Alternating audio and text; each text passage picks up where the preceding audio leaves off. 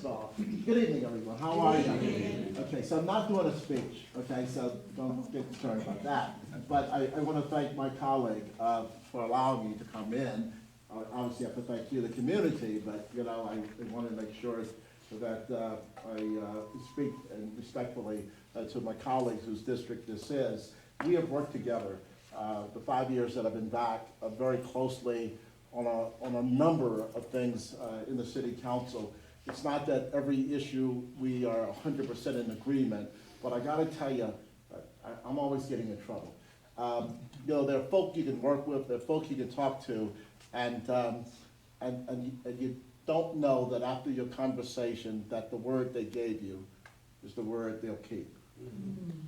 And Councilwoman, I never even worry about it. I don't even think about it.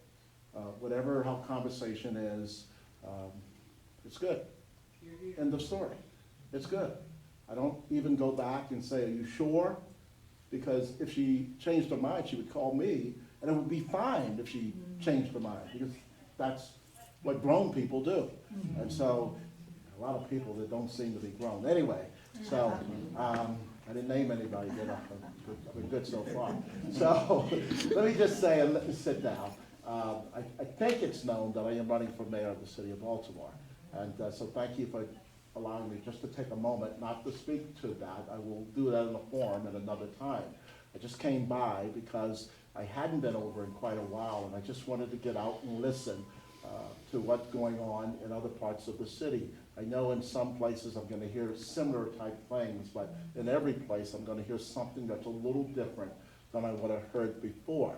I know this. I know that a city has to run a lot better and more efficiently than it does in terms of the taxpayer dollar.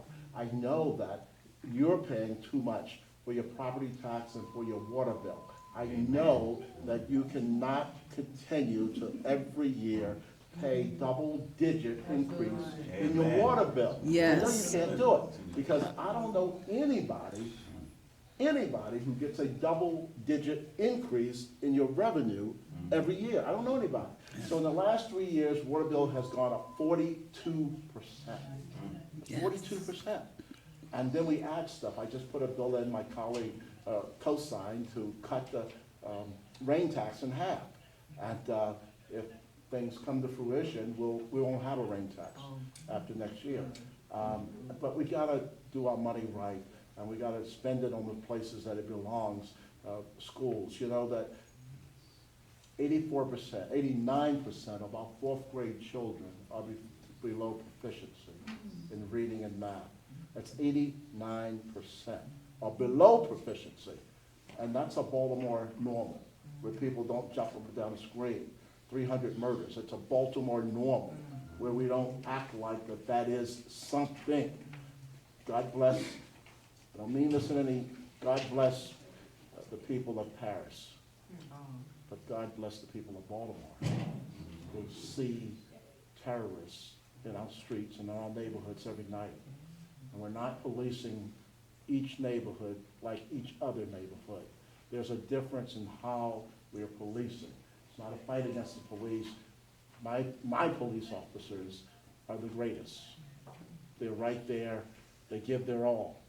My fire department, without saying, it broke my heart to see my men and my women trying to get to the fires and having people throw sticks and stones and cut the hoses. And we can't allow that. We cannot be soft on things that will put our lives and the lives of the men and women who serve us in jeopardy. We cannot be soft. I understand a lot of what was going on in the street, but we cannot allow anarchy ever in this town, because it leads to what we have now.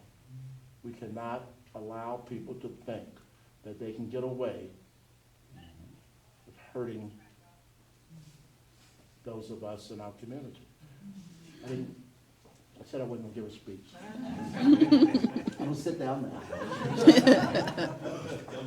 I'm sorry.